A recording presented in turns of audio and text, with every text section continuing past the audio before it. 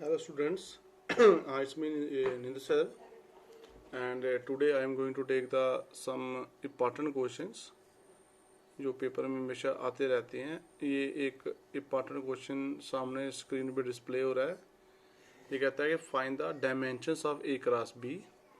आपको A cross B के dimension निकालने हैं इन द रिलेशन क्या है, P equals to B minus X square upon 80। आपके पास इक्वेशन है P equals to B minus X square upon 80। P is the power, x is the distance and T is time. ये सारा given है आपको A cross B के dimension निकालने हैं। तो ए क्रॉस बी के डायमेंशन निकालने के लिए पहले आपको ए के डायमेंशन निकालने पड़ेंगे, बी के, फिर आपको उनके डायमेंशन मल्टीप्लाई करने पड़ेंगे। ठीक है, तो आपके पास सोल्यूशन देखो सामने दिख रहा है। गिवन इक्वेशन है P equals to B minus X square upon 80, और आपको पता है ना कि हम उन्हीं चीज़ों को ऐड कर सकते हैं, उन्हीं क्वांटिटीज को ऐड कर सकते हैं जिनकी डायमेंशंस क्या है, सेम है। हम उन्हीं चीज़ों को सब्ट्रैक्ट कर सकते हैं जिनकी डायमेंशंस क्या है, सेम है। ऐसी क्वांटिटीज जिनकी डायमेंशन सेम है, दे कैन बी एडेड और subtracted, only they can be added और सब्ट्रैक्टेड। आप उनको ऐड या सब्ट्रैक्ट कर सकते हो जिनकी डायमेंशन क्या है, सेम है। अब गिवन फार्मूले में देखो कि p क्या है, equal to B minus X का स्क्वायर। अब b में से क्या माइनस हो रहा है, b में से एक्स स्क्वायर माइनस हो रहा है। इसका मतलब b का और एक्स स्क्वायर का डायमेंशन दोनों का सेम है, क्योंकि प्रिंसिपल ऑफ होमोजेनिटी कहता है कि अगर आप दो क्वांटिटियां सब्ट्रैक्ट कर रहे हो तो वो तभी सब्ट्रैक्ट हो सकती हैं अगर उनकी डायमेंशन सेम है, और अगर आप उनको ऐड कर रहे हो वो तभी ऐड हो सकती हैं अगर उनकी डायमेंशन सेम है। तो b में से x का स्क्वायर माइनस हो रहा है, इट इज ऑब्वियस दैट कि b के डायमेंशन जो है वो x स्क्वायर के डायमेंशन के साथ क्या करते हैं, सेम मैच खाते हैं। तो that means dimension of b equal to dimension of x का square and equal to dimension x square जो होता है वो डायमेंशन के बाहर आ जाता है, और x का डायमेंशन क्या आता है, l, तो l स्क्वायर आ जाता है। तो डायमेंशन ऑफ b आएगा dimension of X square bracket में, तो डायमेंशन ऑफ एक्स स्क्वायर बाहर, तो आएगा l का स्क्वायर। तो p किसके बराबर होता है, equal to b minus X का स्क्वायर अपॉन 80। देखो डायमेंशन ऑफ b निकल गया, डायमेंशन ऑफ b क्या आएगा, l का स्क्वायर। तो b का डायमेंशन क्या है, l स्क्वायर। अब आप इस फॉर्मूले को फिर लिखो, p equal to b minus X का स्क्वायर अपॉन 80। अब जो 80 डिनोमिनेटर है वो दोनों टर्म का डिनोमिनेटर सेपरेट लिखो, p equal to B upon 80 और माइनस एक्स स्क्वायर अपॉन 80। तो जो 80 है वो b का भी ओवर हो जाएगा और एक्स स्क्वायर का भी ओवर हो जाएगा। तो p आएगा b अपॉन 80 और माइनस एक्स स्क्वायर अपॉन 80।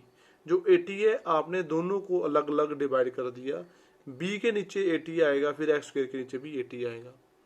अब प्रिंसिपल ऑफ होमोजेनिटी कहता है कि ये इक्वेशन में इस p का डायमेंशन किसके बराबर होगा, equal dimension of b upon 80 and equal to dimension of X square upon 80। इसका और इसका तीनों का डायमेंशन सेम आएगा according to principle of homogeneity.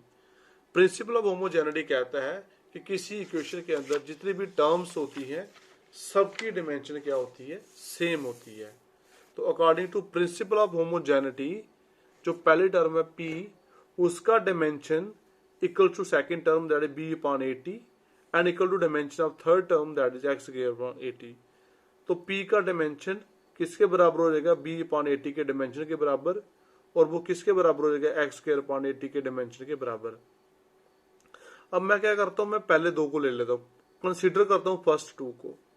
तो मैंने क्या कंसीडर करा कि dimension of p equal to dimension of b upon 80। आप चाहो तो फर्स्ट थर्ड को भी ले सकते हो, ठीक है ना, फर्स्ट थर्ड से भी निकल जाता है, किसी भी तरीके से ये हो जाता है, क्योंकि आपके पास b का डायमेंशन ऑलरेडी आ चुका है।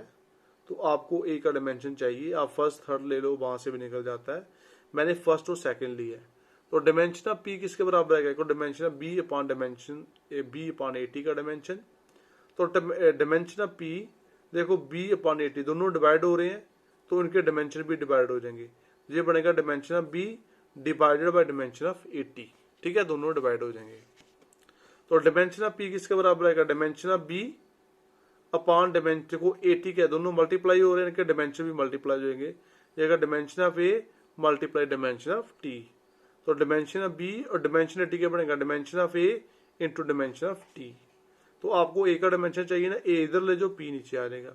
तो डिमेंशन ऑफ ए किसके बराबर आएगा, इक्वल डिमेंशन ऑफ बी, यहाँ पे नीचे आ जाएगा डिमेंशन ऑफ पी और इंटू डिमेंशन ऑफ टी आ जाएगा। ये डिमेंशन ऑफ ए का फॉर्मूला बनेगा। अब सबके डिमेंशन डाल दो। बी का डिमेंशन आपने निकाला वो एल स्क्वायर है, एल स्क्वायर आ जाएगा।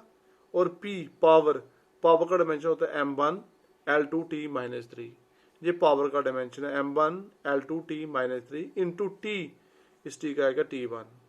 तो जब आप सॉल्व करोगे तो जाएगा dimension of a equal to m की पावर -1 और t का पावर 2, t का पावर 2। L2 कैंसिल हो जाएंगे नहीं, m ऊपर जाएगा m की पावर -1 और t कितना -3 और +1 -2 ऊपर जाके +2 हो जाएगा।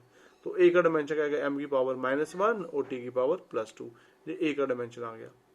अब जो हमारा क्वेश्चन था हमें निकालना क्या था, dimension of a cross b। तो dimension of a cross b किसके बराबर होता है, dimension of a multiply dimension of b। तो डिमेंशन ऑफ a क्या है, what is dimension of a, that is m-1 और t2 और मल्टीप्लाई करना dimension of b that is l2। तो कंबाइन करो, डिमेंशन ऑफ ab बनेगा m की पावर -1 l की पावर 2 और t की power +2। This is your final answer.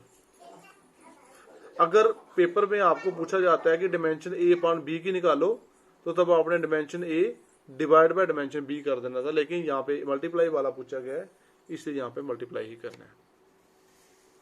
एक और इंपॉर्टेंट क्वेश्चन है, ये कहता है कि एक वेंडर वाल इक्वेशन है हमारे पास, वेंडर वाल इक्वेशन है गैस की, ये वेंडर वाल इक्वेशन है।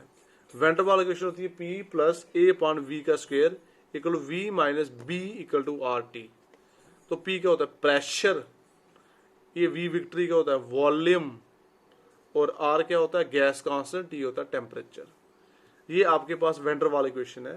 कहता है determine the dimensions of A and B, A और B के डायमेंशन क्या करो, डिटरमाइन करो, निकालो, और hence right the SI units of A and B, और उनके SI यूनिट भी लिखने हैं आपको, ठीक है। तो गिवन इक्वेशन क्या, P plus A upon V का square into V minus B equal to RT। तो आपको पता है कि उन्हीं क्वांटिटीज को ऐड कर सकते हैं या सब्ट्रैक्ट कर सकते हैं जिनकी डायमेंशन क्या होती है, सेम होती है। अब देखो P में क्या ऐड हो रहा है, P में ऐड हो रहा है A अपॉन B का स्क्वायर, इसका मतलब P का डायमेंशन किसके बराबर है, equal to dimension of A upon B का स्क्वायर। P में A प्लस B का A अपॉन B का स्क्वायर ऐड हो रहा है, इसका मतलब P का डायमेंशन किसके बराबर है, equal to dimension of A upon B का स्क्वायर। तो डायमेंशन ऑफ P ये बनेगा dimension of A divide by dimension of V का स्क्वायर, P का स्क्वायर। तो dimension of P dimension of A upon V के स्क्वायर के बराबर हो गया है। तो ये बनेगा dimension of P equal to dimension of A upon dimension of V square. तो डायमेंशन ऑफ A क्या बनेगा, A का निकालना है ना, तो ये इसके साथ उधर मल्टीप्लाई करेगा, dimension of P into dimension of V का स्क्वायर, P और V स्क्वायर के डायमेंशन मल्टीप्लाई करोगे, जाएगा dimension of P into dimension of B, और जो स्क्वायर है वो बाहर आ जाएगा। अब P का जो डायमेंशन है व्हाट इज वैल्यू, P क्या है, प्रेशर, प्रेशर का डायमेंशन होता है m1 L -1 T -2 into V, V क्या होता है वॉल्यूम, L3 इसका L क्यूब होता है और ऊपर स्क्वायर आ जाएगा। ये बनेगा m1 L -1 T -2 और L3 इंटू 2 कितना हो गया 6, L की पावर 6। तो A का डायमेंशन आएगा m1 L 5 6 और -1 5 और T -2, ये A के डायमेंशन आ गए। अब निकालना है तुम्हें V के डायमेंशन। देखो इस वाले V में से ये वाला V क्या हो रहा है, माइनस हो रहा है, वॉल्यूम में से ये वाला V क्या हो रहा है, माइनस हो रहा है। अगर ये माइनस हो रहे हैं then they must have the same dimensions. तो V का डायमेंशन इक्वल टू B के बराबर आ जाएगा। तो B का डायमेंशन निकल जाएगा वॉल्यूम, वॉल्यूम का डायमेंशन होता है L क्यूब, तो B का डायमेंशन क्या हो गया L क्यूब। अब आपको उनके लिखने यूनिट, यूनिट के डायमेंशन देके लिखने होते हैं।